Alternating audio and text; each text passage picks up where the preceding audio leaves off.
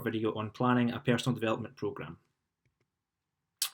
What you need to know about planning a personal development program is what is a PDP, how to create one, what makes an effective PDP, and the principles of training. So, what is a PDP or personal development program? Well, a personal development program or training program is a period of time that you will spend in class working on a specific weakness. This weakness within your performance and within a sport will be specific to you, and you will use this time to help improve that specific weakness in two factors. So you'll look at something from the physical factor and something from the mental or emotional factor.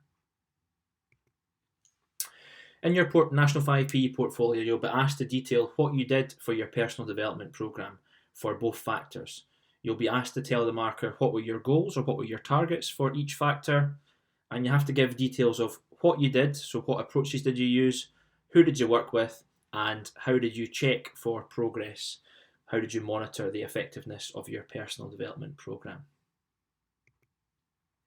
Here is the table that you'll be required to fill out, and as I had said before, you can see on the left hand side the approaches that you use, so you'll list the types of training that you used, how long was each session, how many sessions did you do per week, who did you work with, so that'll be a training partner, a teammate, a team or a coach, and the methods that you use to monitor and check for performance.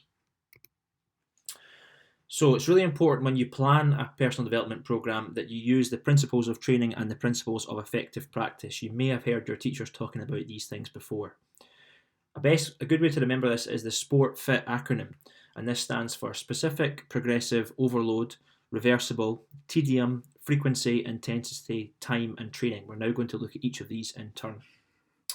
Specific, well, that means that your program has to be specific to you and your level of skill or your level of performance within an activity. There's no point in you trying to take on Mo Farah's fitness regime, as you're not going to be at his level of fitness. Your program has to get progressively harder, and that means that as the weeks go on, your training has to increase in difficulty. That's very similar for overload. What we can do here is we can look to increase the number of sessions per week to challenge you more as it goes on.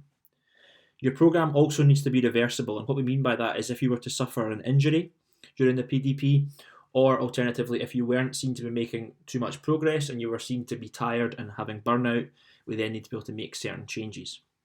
Your program needs to avoid tedium or boredom, and what we mean by that is there needs to be a variety of approaches used from week to week. Each session has to be different so that you don't get bored. If you think about this in terms of your school life, if you go to the same lesson each week and it's the same format, you're going to get bored and you're going to lose interest quite quickly.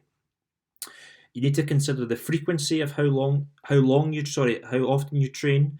You need to make sure that you've got time in between each session to recover, and you also need to think about how long the program is. How many weeks are you going to train for, making sure that you train for long enough so that you can see improvement. You need to consider the intensity. So if you're doing a fitness program, how hard are you going to work? How much time are you going to give yourself for resting during each session?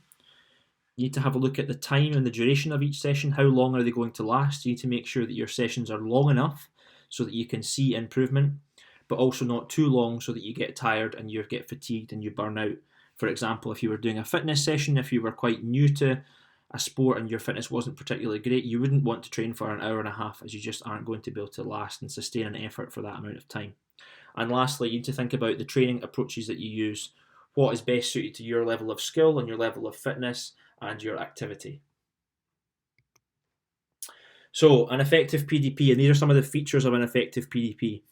It gives you enough time to rest, and we touched on that on the last slide. It's really important that you allow yourself time to recover during your training program, otherwise you will burn out. It has no more than 5 sessions per week, and again, that's so that you're not burning out. You change the approaches as it gets harder. You gradually increase the level of difficulty and the amount of pressure on you as a performer as you improve, as your skill level improves or your level of fitness improves. The PDP needs to have variety to avoid boredom, and you need to make sure that you're using training partners who are of a similar, if not slightly better level of skill or fitness than you. And lastly, it's really important that you monitor your performance and you check for progress regularly. You need to know as a performer if what you are doing is working, and if it is working, you need to make some changes to make your program harder. If it's not working, then you need to make some changes to make it slightly easier to help build confidence and keep your motivation levels high. Hope you've enjoyed this video on your PDP. Good luck planning one, and